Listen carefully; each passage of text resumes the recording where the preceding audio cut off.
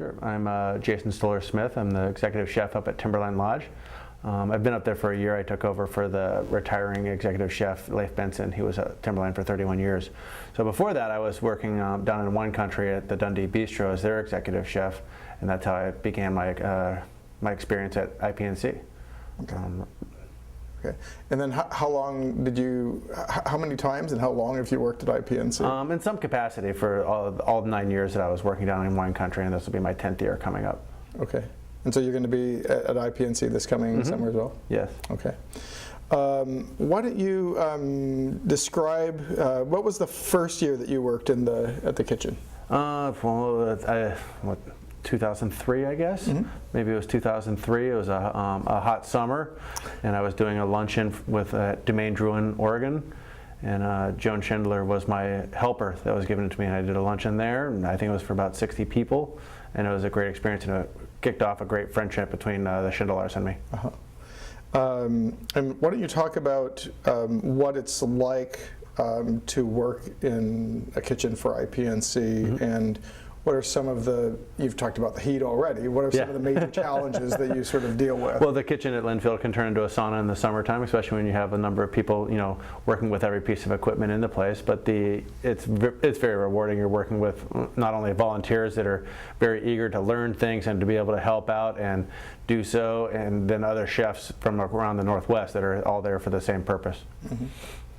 And why don't you just maybe take us through a day of what it's like working with the volunteers and in the kitchen, and how you approach it as a chef. Well, as a chef, you try to keep everything as organized as you can and try to look for things that are going to get messed up in some way down the road. My experience has mostly been with the salmon bake and doing side dishes, so I usually roll into the kitchen pretty early with a lot of food.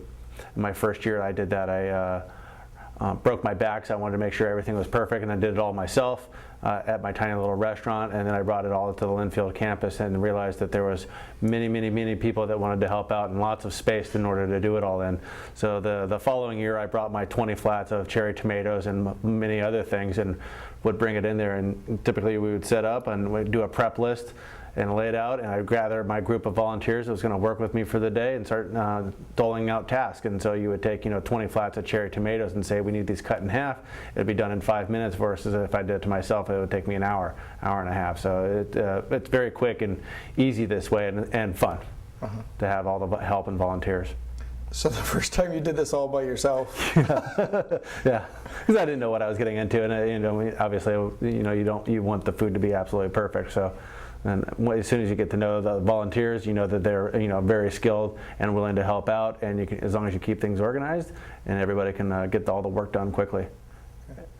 So now when you come in, is there some stuff that you source on your own that you kind of bring in, or how do you get everything? A little of both. A lot of the stuff that I will source out myself. I'm doing a lot of foraging for the products that's for this upcoming IPNC right now out in the forest from the mountain where I live. But and IPNC has always been very good about using different commissions through the state for organizing donations to help market the products of Oregon for such a high-profile event. And so I'll do a little of both.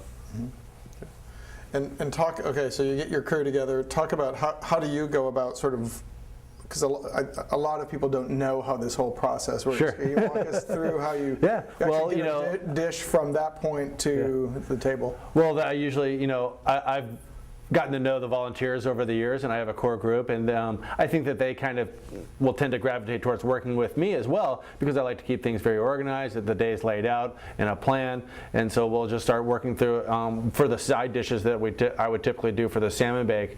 You're basically just building vegetables up on each other and then dressing them really lightly. So if there's some blanching that has to happen, we'll do that in the kitchen ahead of time. Anything that needs to get cut up and prepped up, and we basically start with the densest vegetables in the salad bins and move our way up to the most fragile vegetables and fruits in the salad bins. And then we take them out to the salmon bake ahead of time, toss them with a light dressing, toss them up, and then put them on the platters for the guests to enjoy. So it's pretty simple. It's just a lot of it. And how has the food program changed over time since your participation? Are there are there changes that have come and gone, or are there approaches that may be different from one time to another? We take the lead from the kitchen manager a lot, and there's been a couple different kitchen managers I've worked with, but that person's basically the root of all the activity in the kitchen. So when you need something, you're going to him or her, and for timing wise, for equipment wise, if you're needing a volunteer, that you all of a sudden find yourself in a situation where you need another volunteer, that person's very critical. I think that over the years we've just gotten better and faster and more efficient at things when you're doing these large plate-up dinners, when you're doing a 6-course dinner for 900 people. And then you have dietary restrictions to take into account that you don't know about that can kind of throw a little monkey wrench from here to time. As a crew, you have these volunteers that are working in the kitchen that are used to that. They're used to the leadership that's been around because those people have been in these roles before. And so I remember last year we got through this plate up, and I think that it was our record time that we did. As the guys in the kitchen, that's what you're looking for, is how efficient and quick you are at things, and then how perfect and flawless the food comes out before it hits a customer. So, yeah, over the years it's been that way, but also, I'd say, you see a number of different chefs coming in and then going out of the rotation. Some people will move away or move to the East Coast and start cooking over there and kind of fall out of the rotation, or you'll have new people that are kind of up and coming that have been working for under chefs at IPNC, but now have their own restaurants and are making a name for themselves and coming in. So that's always great to watch as well. So one of the terms that someone has said is they call it IPNC Chef's Camp. Yeah. And so can you talk about that as a nickname among the community? It's kind of the scheduled work away from work for the summertime, where you're obviously, as a chef, you're never 100% have your mind detached from work, but it's a place where we can get together away from work while we're still doing what we love and for a great cause, and working with some great people. It's kind of a vacation without being on the beach. And what is it like then to have all of these different chefs working together? Is there ever competition, or is it just pretty much a community? I've never been in a situation where it's ever felt competitive, and I do think that's can be unique for an event like this. It's never been a competitive thing. It's always just been providing the best food that we can for the guests of IPNC and having fun doing it. It's never been a competition whatsoever, I don't think. Yeah. Do you exchange ideas? Oh, absolutely. The ideas just flow, and that's what you're cooking with so many people. You can't help but seeing what somebody else is doing. That's if after a meal period at IPNC, you'll see all the cooks and the volunteers kind of around all the leftover plates and looking at them, trying them, and this kind of thing. So it's always, and then you'll hear the talking that goes on afterwards. Hey, did you see the girl from this restaurant that she did a bacon creme brulee that she served in an eggshell? That was really cool. And you'll get that. So even when you're not seeing it, it's still getting funneled through the people that are working in the kitchen, because it's something exciting that just happened that somebody hadn't seen before. So you mentioned the Schindlers, and they talked about, from their perspective, being able to work with people like you and with others, and how it's influenced them. For example, one of them was talking about I think John was talking about the need for good equipment and the knives, and then also just being able to have some of these experiences. What's it like working with these volunteers in the kitchen? It's great. They're so much more than just volunteers in the kitchen. They've, after their experiences have been with working with some of the best chefs in the Northwest, and in many cases in the world, when we've flown people in from around the world. And if you go into it and you're thinking, oh, these guys are just volunteers, they may know a little bit about cooking and this kind of thing, you got to step back and realize these guys have worked with more people than I have. So they've had, as a chef, you always want to kind of bounce around and learn from somebody else as you're going throughout the development of your career. They've done this and much more. So they may only do it for two weeks out of the year or 1 week out of the year, but they consistently have been doing it there for many years. So. And then you actually you said you cooked at the White House, and you took one of them along. I took a few of them along. Yeah, a few of them. There was as the chef when I was the chef at the Dundee Bistro, we wanted to put together a wine auction to benefit the school district. So it was to benefit McMinnville High School, I believe.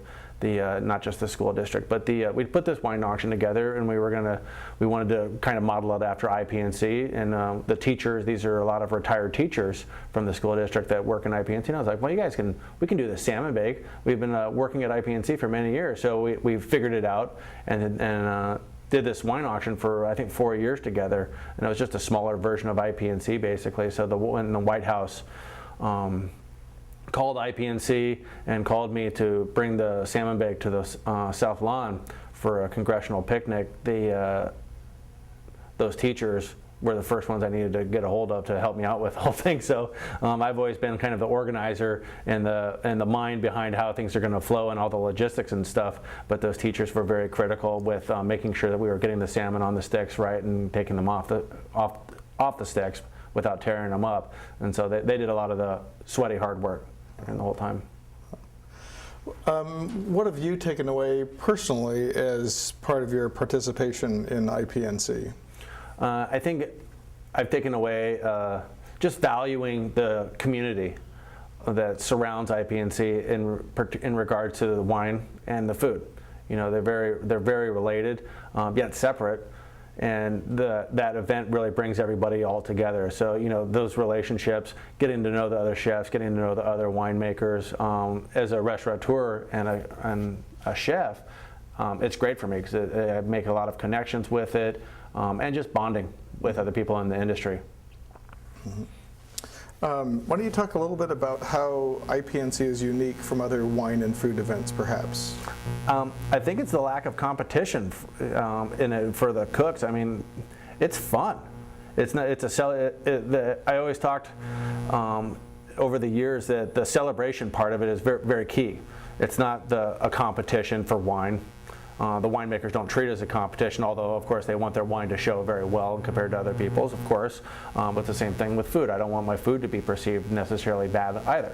You know, so that's there, but it's not a big in your face and in the forefront. And so that the non-competitiveness in the wine is also in the same thing with food. So, and I think that's unique. Can you share a memorable IPNC story? Is there anything that really sticks out in your mind? I think it was the first time that I cooked for the salmon bake, and the salmon bake is it's a big event. I think that's about 1,200 people that go there, and we have the crew that does the salmon, and then we have a large tent full of volunteers for doing all the side dishes. There's a whole other crew of Linfield students that do a lot of the work as far as running food back and forth. 4 double-sided buffet lines, and there's this buildup of momentum that happens. You know, we show up to the tent, we start bringing the food out in the coolers, the fire gets built, all these preparations start to happen, and as these are happening, the customers are all lining up, the guests are all lining up outside the gate, and this is a huge line. They're watching the fire getting built, and you know, it's very visual. It's a very visual event, and the gates open up, and at that point, the gates open up, everything's done, and everything kind of clicks into place. And it's, you know, as somebody that's helping to organize that aspect of the event out, it's very rewarding and just beautiful how all of a sudden everybody's doing exactly what they need to do. Everybody's having fun doing it because there's plenty of help and everything's organized out, and guests come in and they have a great meal. And so every year I always stand back at that moment and just, okay, here we go. Now it's time for my glass of wine. Nice. Have you ever had any, you know, sort of near disasters or disasters? Or? Yeah, I remember Mark Hosek was the kitchen manager for a while, and I think it was my first salmon bake again, or maybe it was a lunch on campus, I can't remember what, and I was a little nervous about it, and I come out to the tent, and I can tend to be a little over prepared, and I want to be on time and ready to go well before I'm needed. And I'll go out to this tent, and I think it was a lunch on campus. We're feeding 400 people, and all the plates are still wrapped up, and I'm starting to get nervous about time. Try to get a hold of the kitchen manager, Mark Hosek. You go to those guys whenever you need something, where you're worried about something, can't get a hold of them, and I'm starting to unwrap plates, because unwrapping the plates full of plastic takes a long time when you're talking about the sheer amount of plateware. And I finally go to Mark, I'm like, we got to get people down here. We got to get people down here right now. And he's like, what are you talking about, Jason? I'm like, all these plates are so wrapped up with plastic. We got to get going. He's like, just relax. 5 minutes later, a whole army of people show up, and it takes like 2 minutes to unwrap all these plates up. And I was stressed out about for a good 15 minutes before that. What's it like to have it be part of sort of Oregon wine history here? And you've got this, you Linfield, which is originally a Baptist college, and McMinnville, and you're drawing from people from the area. How do you view it in terms of for Oregon, I guess? Well, I think it's bringing people from around the world to a small town that's a little blip on a map and showing, what a great sense of community the area has. And Linfield's been a huge part in that. It's not just a wine region. It's not just a wine event. It's a whole community of people that are involved with promoting the area and showing the world how special the area is and how gorgeous it is. Is there anything else, final thoughts about IPNC you'd like to? I don't know. Okay. All right. I think that's it then. That's it? All right.